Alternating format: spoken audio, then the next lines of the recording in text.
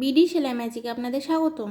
আজ আমি আপনাদের ঘাড়ের কাপড় লাগানোর পদ্ধতি দেখাবো, অর্থাৎ আমাদের পুটের যে কাপড়টা আছে সেটা সঠিকভাবে লাগানোর পদ্ধতি দেখাবো।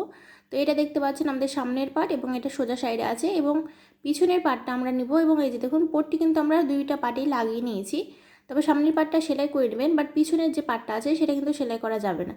এবার এই যে দেখুন এই কাপড় যেটা আছে অর্থাৎ পট্টির কাপড়টা, এটা আমরা ব্যাক করে সামনের দিকে নিয়ে যাব।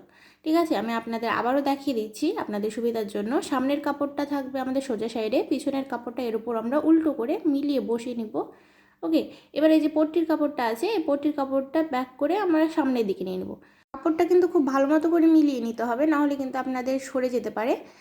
তো এবার আপনারা আপনাদের মেজারমেন্ট অনুযায়ী দাগ দিয়ে নেবেন এবং এটা সেলাই করে জয়েন্ট করে নেবেন। ঠিক আছে, আমি আপনাদের জন্য আজ খুবই শর্ট একটা ভিডিও বানিয়েছি, তবে এই ভিডিওটা অনেক কার্যকরী, কারণ আপনারা এটা একবার দেখলে কিন্তু আপনাদের আর কখনোই প্রবলেম হবে না ঘাড়ির কাপড় জয়েন করা নিয়ে।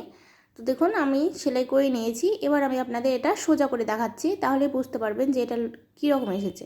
ওকে, তো এই যে দেখুন আমাদের এটা এই যে এরকম এসেছে, একদম আমাদের রেডিমেড যে লুকটা আসে সেরকম।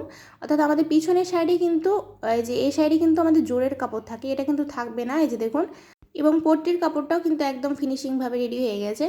তো আপনারা এটা যত সুন্দর মতো মিলাবেন আপনাদের এটা কিন্তু তত পারফেক্ট আসবে। তো আশা করি আজকে ভিডিওটা আপনাদের জন্য হেল্পফুল ছিল। ভালো লাগলো অবশ্যই ভিডিওতে লাইক দিয়ে দেবেন এবং নতুন নতুন আপডেট ভিডিও পেতে অবশ্যই আমার চ্যানেলটা সাবস্ক্রাইব করে আমার চ্যানেলের সাথেই থাকবেন। আজকের মতো এই পর্যন্তই, আমার পরবর্তী ভিডিও দেখার আমন্ত্রণ রইল। সে পর্যন্ত সকলে ভালো থাকবেন। আসসালামু আলাইকুম।